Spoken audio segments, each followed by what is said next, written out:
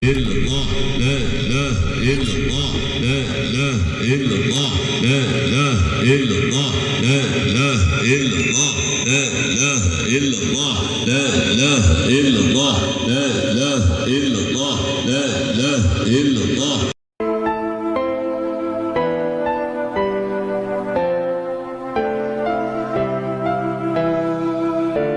Warahmatullahi wabarakatuh. Kajian kita pada malam hari ini dihantarkan oleh guru kita bersama, oleh mursyid kita, oleh muallim kita, oleh pembimbing rohani kita, yaitu keterkaitan antara tasawuf dengan ratib sehari atau seribu. Kita bahas satu persatu. Yang pertama zikir. Zikir itu adalah maknanya menyebut-nyebut, membaca-baca. Jadi membaca, menyebut, disebutkan sesuatu, itu namanya berzikir. Contohnya wazkur, sebutlah. Tapi ada maknanya zikir itu wazkur, artinya ingatlah. Di zikir itu menyebut, mengingat, itu artinya. Jadi kalau menyebut dan mengingat, andaikan tak disebut dan tak diingat, atau diingat tapi tak disebut, atau disebut tapi tak diingat, apakah zikir atau tidak? Coba kita lihat. Dalam qaul ulama ada yang mengatakan ini hadis, tapi saya tidak menemukan ini hadis. La ilaha illallah zikrul lisan. Allah, Allah, zikrul qalbi. Itu bunyi. La ilaha illallah adalah zikir lidah. Allah, Allah adalah zikir qalbi, hati. Artinya zikir itu ada dua macam. Pertama, zikir dilakukan oleh lidah. Kalau zikir dilakukan oleh lidah, artinya apa itu? Lidah digerak-gerakkan untuk membacanya. Kalau zikir dilakukan oleh hati, maknanya apa? Hati bergerak menyebutnya.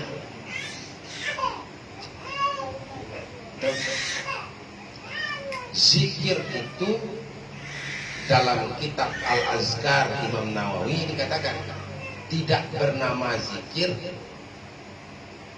apabila orang menyebutnya dengan lidah tetapi hatinya tidak hadir kepada Allah.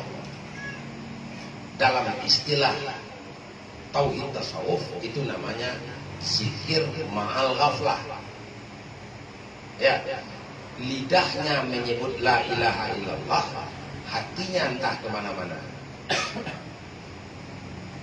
Lidahnya menyebut la ilaha illallah, hatinya memikirkan yang lain. Yang seperti ini disebut dengan zikir ma'al ghaflah, zikir beserta ada kelalaian. Ghaflah bahasa Arab ghafala yang filu. Ghaflah lawan daripada hadrah atau hudur. Hudur itu artinya adalah hadir hati. Hadir hati itu lawannya adalah ghaflah, lalai. Lalai itu artinya tak ada ingatannya kepada yang dibaca oleh lidah. Apabila orang membaca sesuatu, menyebutkan sesuatu, tapi hatinya tidak menyambung dengan apa yang dikatakan lidahnya, maka itu namanya orang lalai. Bahasa lainnya, orang itu adalah orang yang tertidur atau orang yang terlupa. Jadi orang lupa yang dibaca lidahnya dengan hatinya. Orang tidur, kalau dia berbicara malam, orang tidur ngomong-ngomong itu tak ada hatinya, dia tak sadar. Nah, jadi ini disebut dengan zikir beserta kelalaian. Jadi apabila seseorang zikir, satu komponen zikir yang tidak boleh tidak yaitu digerakkan lidah. Kalau zikirnya dengan lidah, kemudian hatinya connect dengan apa yang dibacanya. Kalau hatinya tidak connect, tidak ada koneksitas, maka zikir itu tidak hidup. Kalau zikir itu tidak hidup, tidak ada arti zikir untuk dirinya, walaupun dia tidak berpahala. Gitu ya? Pahala juga ada. Tapi itu tidak ada faedah untuk dirinya, tidak membuat dia itu apa yang dikatakan Nabi, siapa yang membaca la ilaha illallah dan berpanjang-panjang membaca la ilaha illallah akan dihancurkan pada dirinya 400 macam dosa besar. Karena hadisnya saya itu kita melakukan dosa besar jumlahnya 400. Saya rasa tak ada yang sampai 400 dosa besar orang. Ya enggak? Paling agak 2 lah, agak 3 lah. Ya enggak? Berapa ratus lah dosa besar itu. Tapi ini kalau dia baca la ilaha illallah dan berpanjang-panjang dia membaca la ilaha illallah sampai beribu-ribu, maka kata Nabi, hudiyat lahu alfu arba'un, akan dihancurkan bagi orang itu 400 arba'un mi'ah gitu hadisnya, minal kabair, bukan minas shaghair, tapi dosa-dosa besar hancur itu. Apanya yang hancur? Yang pertama yang hancur bukan dosanya, tetapi pengaruh dosa. Apa itu pengaruh dosa? Yang pertama, pengaruh dosa itu kacau pikiran. Bapak kalau mau begini aja keningnya terus, marah aja bawahnya kepanjangan, itu kan namanya dosa itu kok. Nyadar-nyadar itu.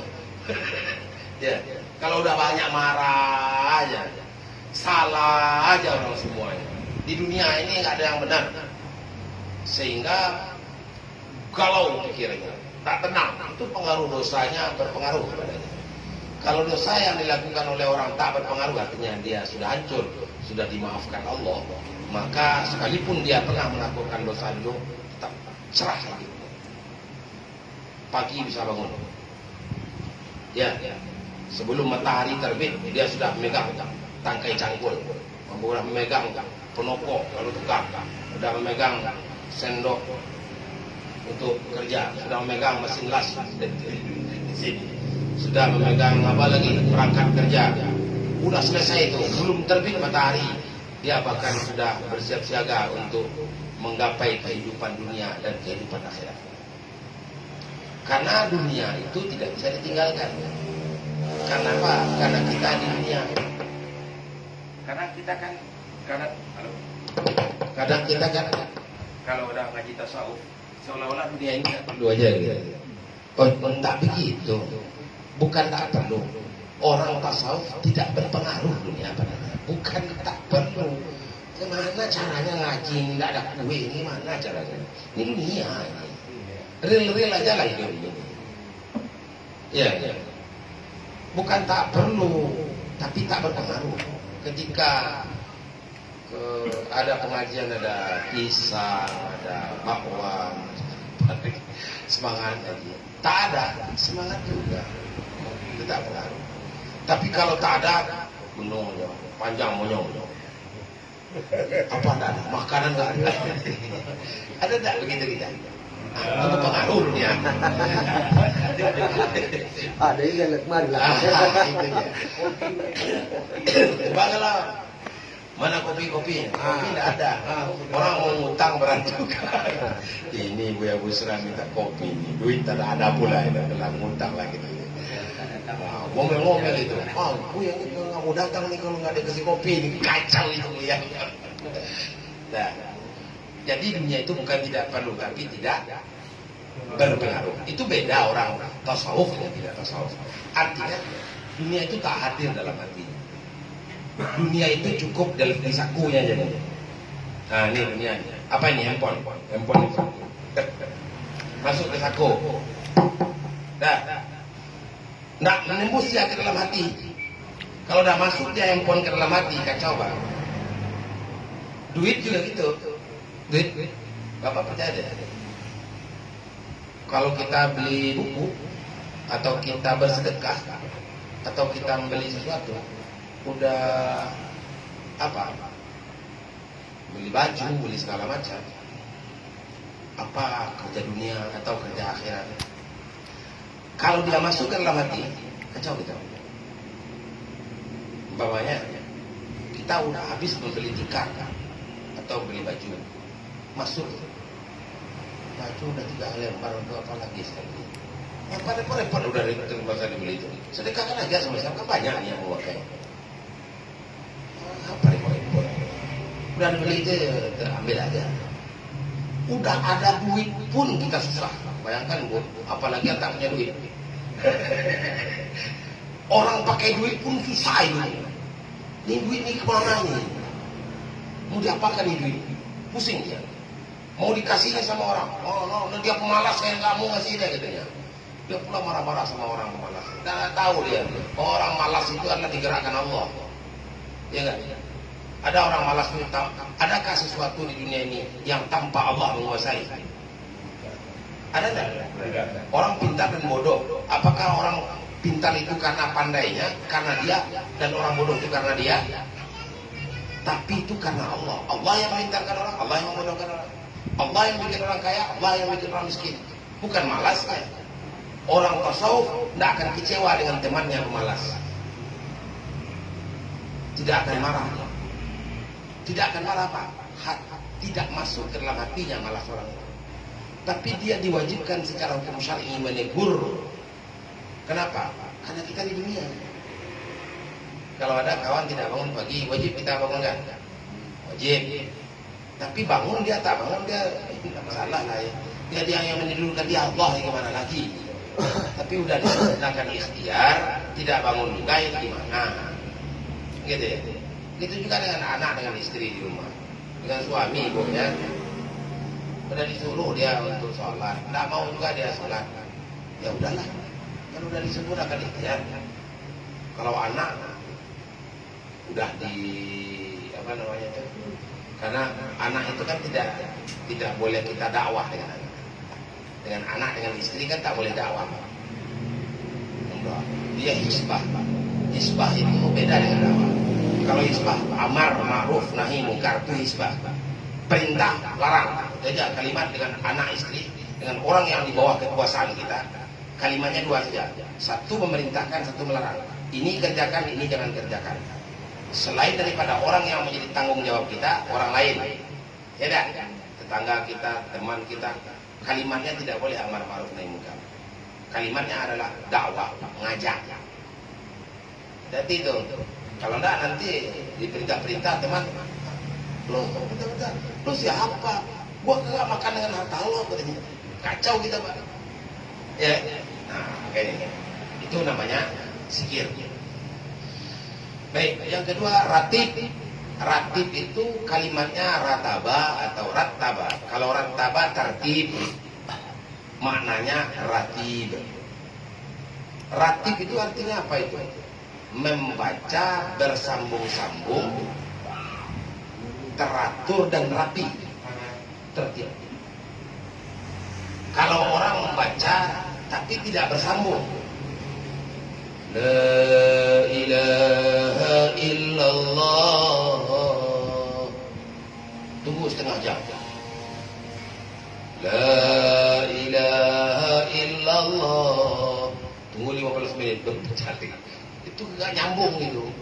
Tapi ratib namanya apabila dibaca la ilaha illallah, la ilaha illallah, la ilaha illallah, maka baca la ilaha illallah, ratib namanya, bersambung.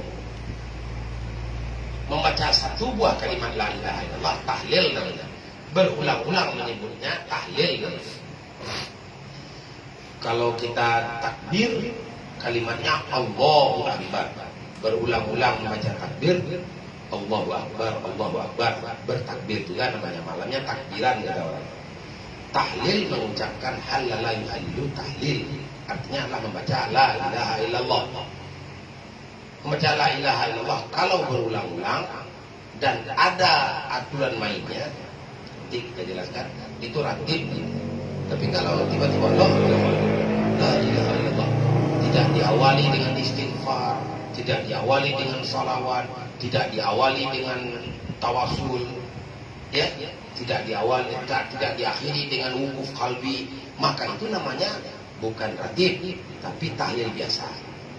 Apa namanya? Tahlil biasa. Tidak.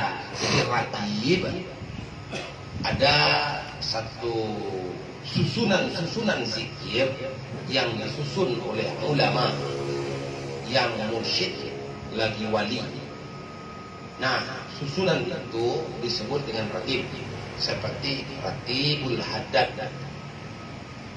Itu yang membikinnya Al-Haddad, Al-Habib Haddad, ya. Dan banyak ratib-ratib yang lain. Itulah ratib 1000. 1000 itu kan nama bilangan. Ya, 1000. 1000 itu disebut dengan angka yang banyak. Ya. Jadi artinya mengamalkan ayat Allah wazkurullaha katsira, ingat oleh kamu, berzikirlah kamu kepada Allah katsira. Katsira itu benar-benar berzikir yang banyak. Kalau menyebut Allah itu banyak, kalau dibaca banyak-banyak namanya ratib. Itu dulu ratib. Jadi kalau selesai salat zikir juga, zikir ba'da salat. Tapi tidak baca la ilaha illallah sampai 1000 kali kan. Baca la ilaha illallah 100, subhanallah 33, Allahu Akbar 33, subhanallah 33. Kayak gitu. Kemudian ada pula susunan sebelumnya. Namanya itu adalah aurat, wiridan. Nah, ini kan penamaan saja namanya ratib.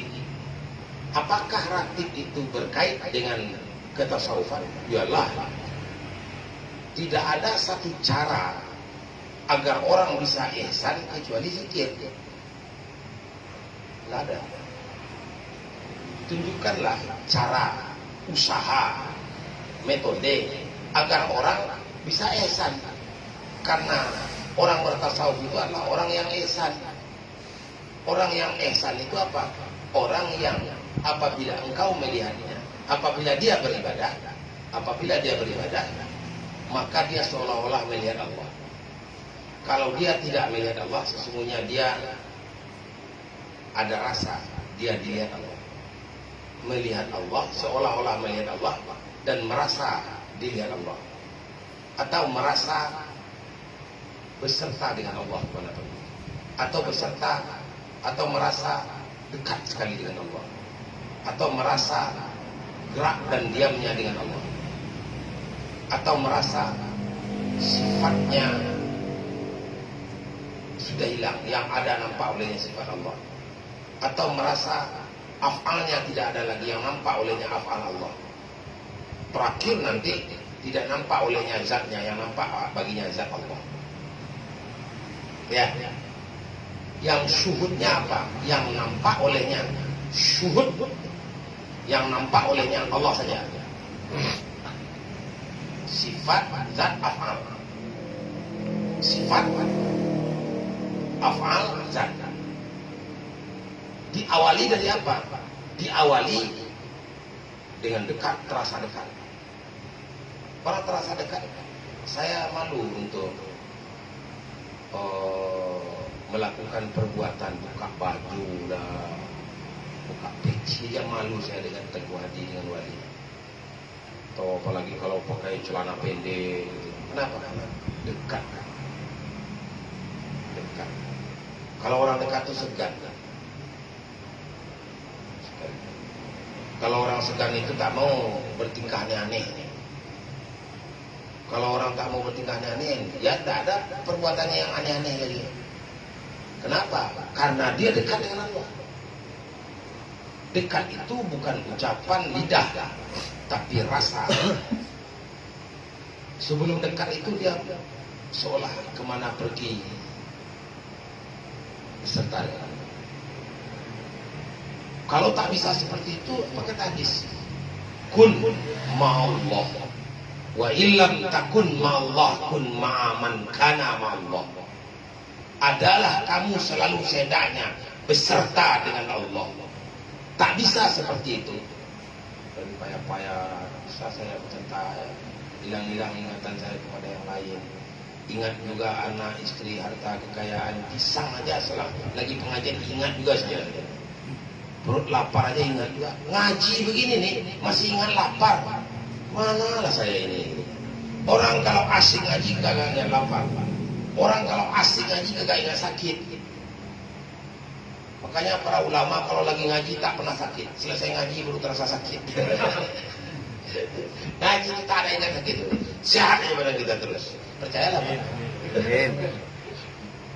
Iya enggak? Moncor itu waktu moncor tadi itu tidak ada terasa. Selesai moncor semuanya mundur lagi. Sampai marifatnya kawan lagi moncor. Nggak ada lagi itu. Belum baru selesai gitu. Dipaksa oleh Tuhan hamba. Luar biasa. Tapi selesai itu apa? Malam handphone mati semua. Masuk nyamuk sama mulut jatah sadar. Mudah-mudahan selelah itu kelelahan di akhirat tidak akan diberikan oleh Tuhan. Amin. Jadi Bapak Ibu yang rahmat Allah itu kalau tidak bisa begitu kun ma'aman kana Allah, adalah selalu hatimu beserta dengan orang yang orang itu beserta Allah. Inilah dalil rabitah. Istighfar guru itu. Istighfar orang soleh. Kalau kita tidak bisa beserta Allah, beserta aja hati kita dengan abuya kita, dengan guru mursyid kita, karena hatinya dekat dengan Allah. Itu perintah Nabi, bukan perintah abuya. Kun ma'allah wa ilam takun ma'allah kun ma'aman kana ma'allah. Adalah kamu beserta Allah. Jika engkau tidak bisa beserta Allah, adalah engkau beserta orang yang orang itu beserta dengan Allah. Itu hadis. Oh, sebelumnya apa? Belajar apa? Belum bisa beserta kemana pergi. Diawali dari apa? Diawali dari menengok-nengok, belajar menengok-nengok. Namanya wukuf. Apa namanya Pak? Wukuf. Wukuf itu kapan dikerjakan? Wukuf kalbi itu apa maksudnya? Kan orang ratib itu nggak sah ratib itu tuh Pak. Kalau tak pegang adab ratib. Kita ratib serifin, tapi kita tak pegang adab ratib. Adab sebelum ratib dan adab sesudah ratib dan adab sedang ratib. Sama juga dengan hak salat sebelum salat, hak salat di dalam salat, dan hak salat sesudah salat. Apa hak salat sebelum salat? Hak bagi salat sebelum salat, suci badan, pakaian dan tempat salat daripada hadas dan najis. Dari itu. Hak sebelum salat masuk waktu. Hak sebelum salat apalagi? Sudah suci semuanya, istighfar yang banyak. Hak salat di dalam salat, lakukan rukun yang 13. Itu hak. Yang dibaca 5 dan yang dikerjakan 7, yang digerakkan oleh hati, yang dikerjakan oleh hati 1, ditambah dengan yang sudah. Hak salat sesudah salat. Bagaimana sikap kita dalam salat? Saya tanya sama Bapak Ibu, orang salat itu ada tak gini-gini lihat jendela salat, lihat jam, salat. Allahu Akbar. Ada orang lihat jam, lihat lampu, melengak kiri kanan, berkawan. Ada tak? Ada tak? Ada anak-anak. Nah, anak-anak. Kita kata anak-anak ini. Ada orang-orang juga, tapi orang-orang baru. Nah, itu namanya apa? Sikap orang dalam salat. Hak bagi orang selesai salat itu mengaplikasikan yang dalam salat. Maka orang yang di luar salat tidak boleh melengah kiri kanan, lihat pintu kamar orang, lihat jendela orang, lihat orang dari ujung rambut sampai ujung kaki, tanyain berapa beli lojinya, bajunya berapa beli ya. Itu tidak ada orang salat itu. Orang salat tidak open dia dengan mau kaya lo, mau miskin lo, mau apa, tidak ada urusan. Orang kaya dan miskin sama aja kan. Tak ada itu perbedaan antara kaya dengan miskin. Kaya itu dalam pandangan kita saja, karena orang kaya itu sengsara banyak. Makanya Bapak janganlah bercita-cita di luar daripada kehendak Allah. Makanya doa yang paling afdal itu doa yang dibaca oleh ahli tasawuf.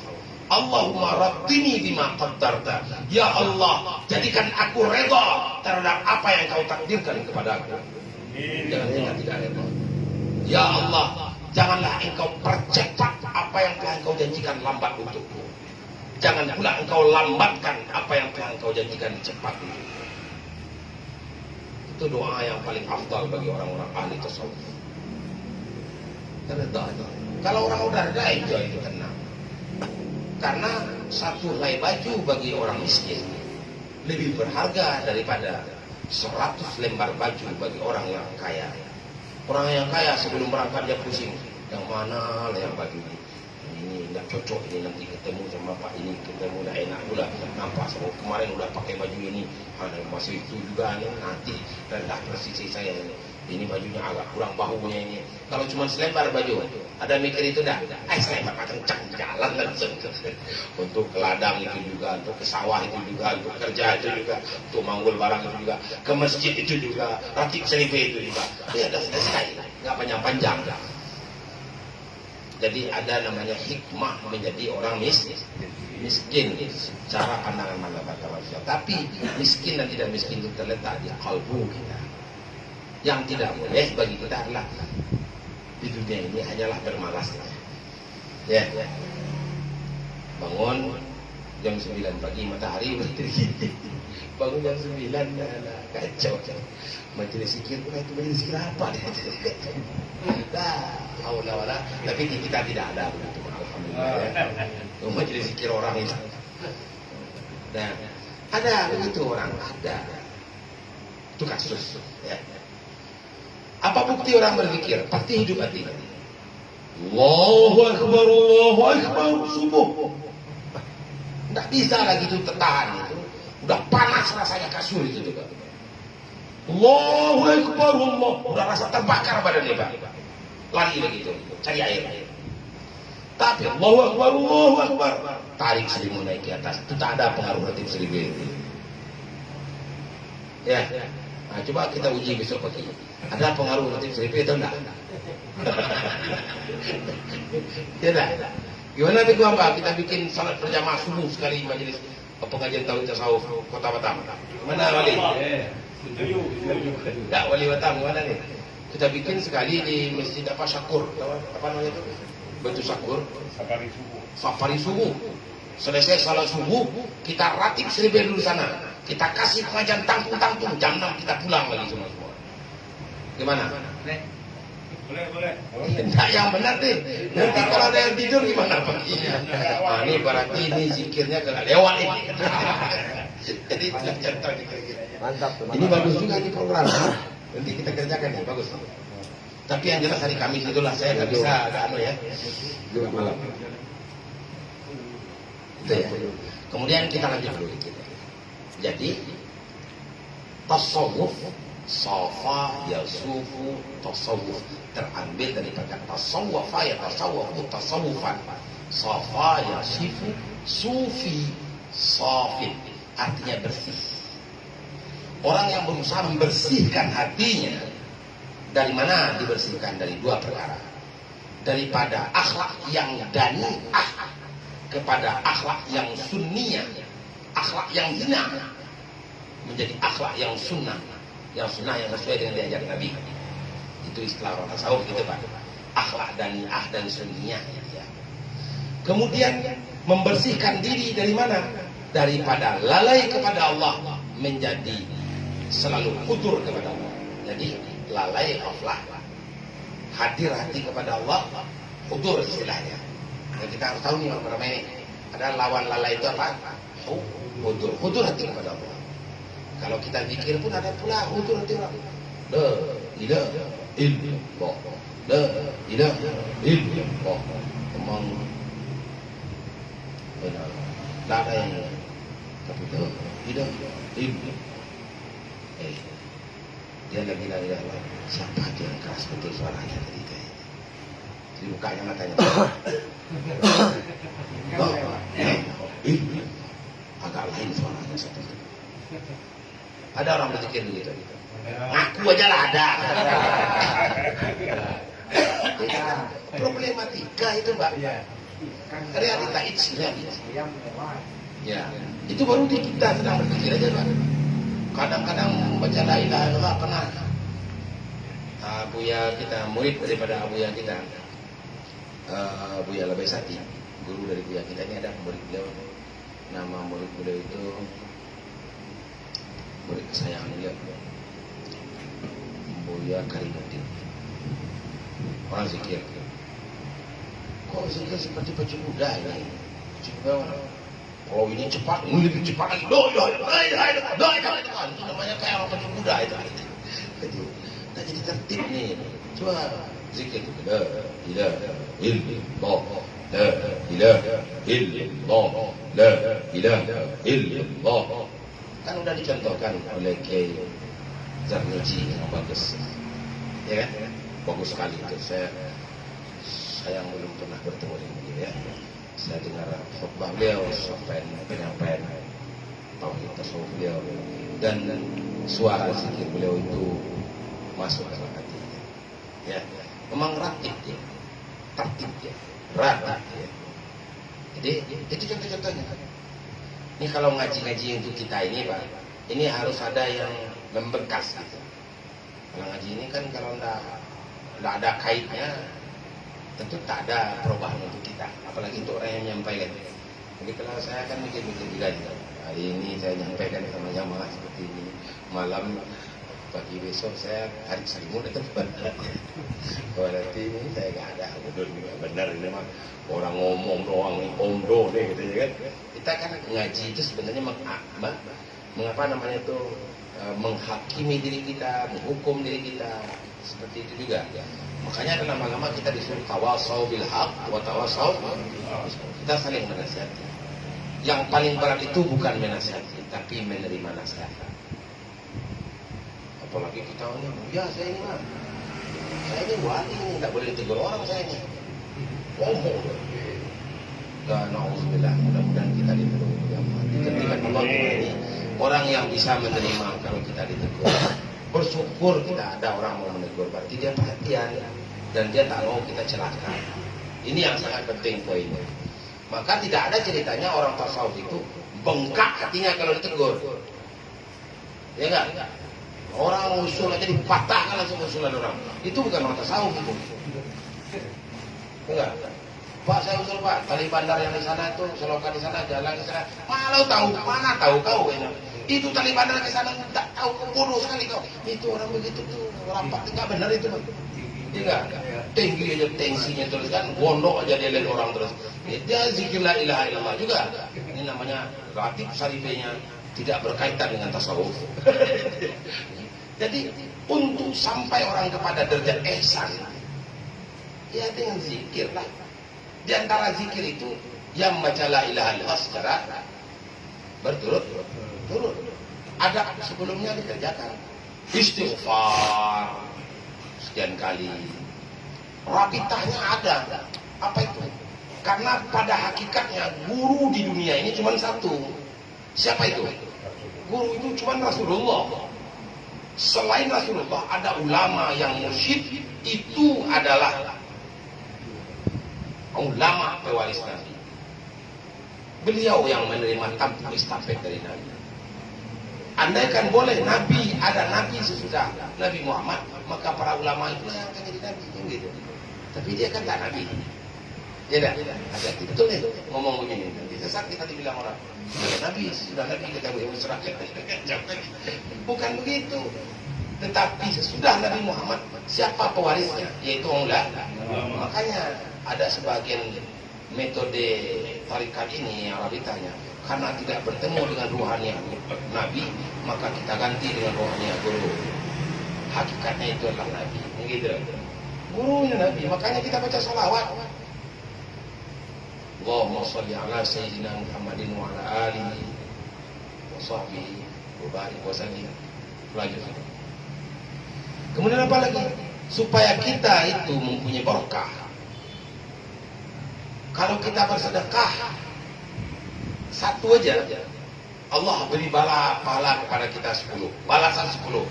Kita sedekah 1000, akan diberi Allah sebanyak 10.000 balasannya. 10 kali lipat. Itu janji Allah loh Pak. Pasti itu Pak. Maka bapak-bapak kalau tidak percaya, coba ambil duit 10 juta di saku bapak, sedekahkan, insya Allah jadi 100 juta besok. Tes kalau tidak percaya. Nabi yang ngomong, bukan saya. Ya tidak. Bagaimana cara Allah membalikkan? Gampang bagi Allah membalikkan. Kadang-kadang Allah balikan dengan dilimpah ruahkan kekayaannya semakin banyak. Kadang-kadang kekayaannya segitu juga, tetapi dia terhindar daripada musibah dan bala. Kadang-kadang dia terhindar daripada penyakit-penyakit berbahaya. Kadang-kadang terhindar dia daripada maling-maling. Itu kan, yang harusnya sudah terkuras habis hartanya. Dia sedekah tapi begitu-begitu juga hidupnya. Berarti Allah palingkan musibah yang harus Allah takdirkan kepadanya. Tidak jadi. Itu sedekah biasa Pak. Apalagi Al-Fatihah kita sedekahkan kepada ruhaniah Rasulullah. Cinta Rasulullah dengan kita. Al-Fatihah kita hadiahkan kepada para masyayikh, cinta masyayikh kepada kita. Maka orang itu beserta orang yang dicintai. Maka saling mencintai itu adalah bagian daripada ajaran tauhid tersebut. Nah, baru dibaca la ilaha illallah secara tertib.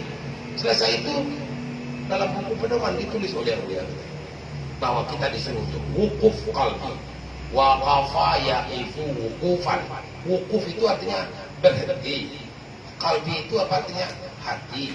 Artinya hati tak menyebut-nyebut Allah lagi. Lidah tak menyebut Allah lagi. Diam. Menunggu fauda Allah.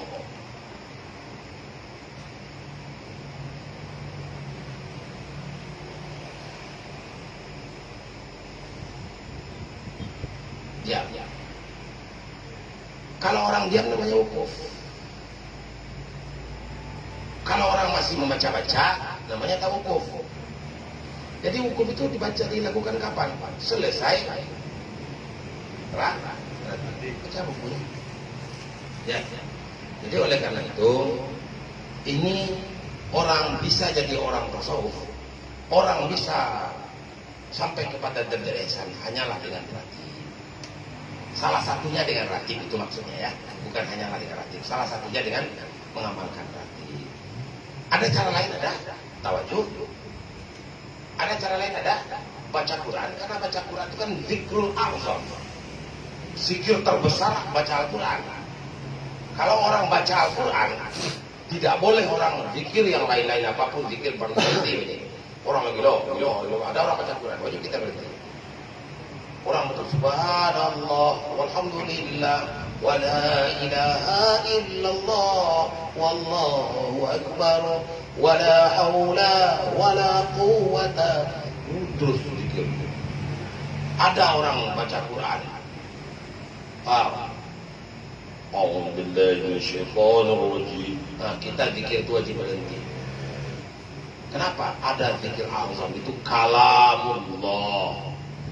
Maka a'zamul zikri Quran, afdalul zikri la ilaha illallah. Paham itu duduknya ya? Jangan pula kita baca la ilaha illallah, orang baca Quran kita baca juga la ilaha illallah. Itu namanya kita berwudu dengan air pipis. Kita baca Quran di WC, nggak boleh. Ya enggak, didudukkan masing-masingnya di tempatnya, kan begitu. Jadi bukan tidak boleh Quran. Bukan tidak boleh berzikir ketika sedang itu, ini yang diamalkan, kan begitu. Jadi boleh tak bawa Al-Quran ke WC? Tidak boleh. Kalimat nama Nabi aja ditulis di WC itu haram. Bahkan dalam kitab Irsyadul Ibad, orang yang menulis nama Nabi di dalam WC atau nama Allah dalam WC atau membawa cincin bisa murtad, keluar kita dari Islam. Ya dah.